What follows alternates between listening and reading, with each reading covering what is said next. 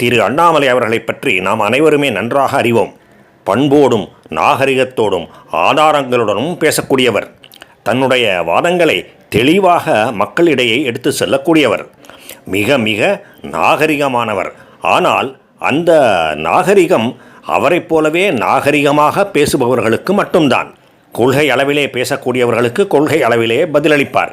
வேண்டுமென்றே விதண்டாவாதம் செய்யாமல் ஒரு விஷயத்தை பற்றிய சரியான புரிதல் இல்லாமல் பேசுபவர்களுக்கு அந்த விஷயத்தை பற்றிய நல்ல புரிதல் ஏற்படுகின்ற வகையிலே நன்றாக எடுத்து விளக்கி கூறுவார் பொறுமையோடு.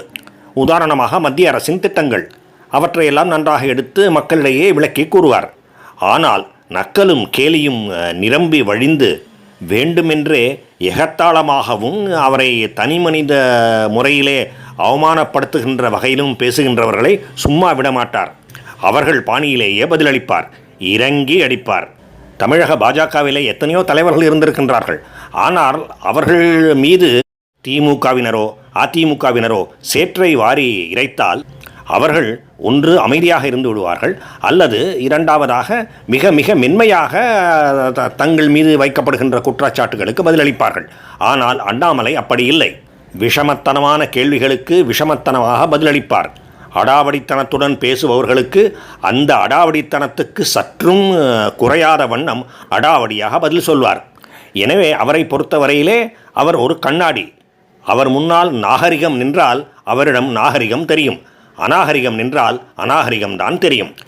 அரசியலிலே, குறிப்பாக தமிழக அரசியலிலே இந்த பாணிதான் சரியான பாணி என்பதை நாம் அனைவரும் ஏற்றுக்கொள்வோம். பொதுமக்களும் ஏற்றுக்கொள்கின்றார்கள். அதனால்தான் அவரது அண்ணாமலையினுடைய தலைமையிலே பாஜக நல்ல வளர்ச்சியை தமிழ்நாட்டிலே காண்பித்திருக்கின்றது. பொதுவாக இது திமுகவினருக்கும் அதிமுகவினருக்கும் தெரியும். ஆனாலும் எடப்பாடி அவர்கள் அண்ணாமலை அவர்களை தாக்கி பேசினார். விளைவு திருப்பி தாக்கி இருக்கின்றார் அண்ணாமலை. எடப்பாடியின் வண்டவாளங்களை எல்லாம் புட்டு புட்டு வைத்து விட்டார். அந்த பந்தை, தான் வீசிய பந்தை அண்ணாமலை டக் செய்து விடுவார் என்று எடப்பாடியார் நினைக்க, அண்ணாமலையோ அதை சிக்ஸராக மாற்றிவிட்டார். இதோ அண்ணாமலையின் பதிலடி. எடப்பாடி பழனிசாமி அவர்கள் என்னை பற்றி சில கருத்துக்களை சொல்லியிருந்தார்கள், கட்சியை பற்றி சில கருத்துக்கள் சொல்லியிருந்தார். யாரையோ பிடித்து பதவிக்கு வந்த அண்ணாமலைக்கு என்ன தெரியும்? உழைக்காமலே பதவிக்கு வந்த அண்ணாமலைக்கு என்ன தெரியும்? அண்ணாமலைக்கு இருப்பது வாயும் வாக்கும் தான். அவர் மைக்க பார்த்தாவே பொய் பேசுவாரு அப்படின்னு எடப்பாடி அவர்கள் சொல்லி இருக்கின்றார். அதற்கு நான் கருத்து சொல்லவில்லை என்றால் தவறாக போய்விடும். காரணம், நாளைக்கு நான் ஒரு 3 மாத காலம் வெளியே படிக்க செல்கின்ற காரணத்தினால இதே கருத்தை தமிழகத்துல 10 முறை சொன்னீங்கன்னா அது உண்மையாயிரும். அதனால இந்த கருத்துக்கு பதிலடி கொடுக்க வேண்டிய கட்டாயத்தில் நான் இருக்கேன். அண்ணன் எடப்பாடி பழனிசாமி அவர்களே, உங்க ஊர் சிலுவம்பாளையத்துல ஒரு மர்டர் நடந்தது. பங்காளிகளுக்குள்ள சண்டையில ஒருவர் கொலை செய்யப்பட்டார்.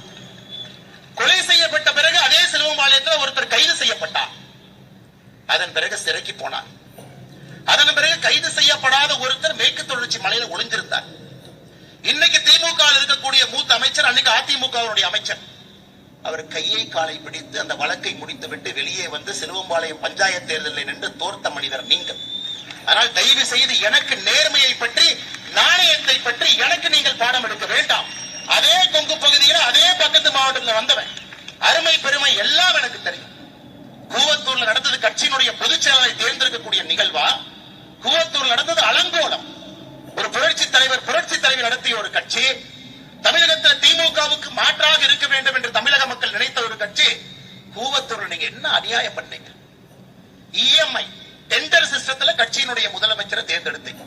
ஹையஸ்ட் பிட்டராக எடப்பாடி பழனிசாமி, மீடியம் பிட்டராக கொங்கு பகுதியில் இன்னொரு அமைச்சர், லோவஸ்ட் பிட்டராக தென் தமிழகத்தில் ஒரு அமைச்சர். என்ன பிட்டிங்க?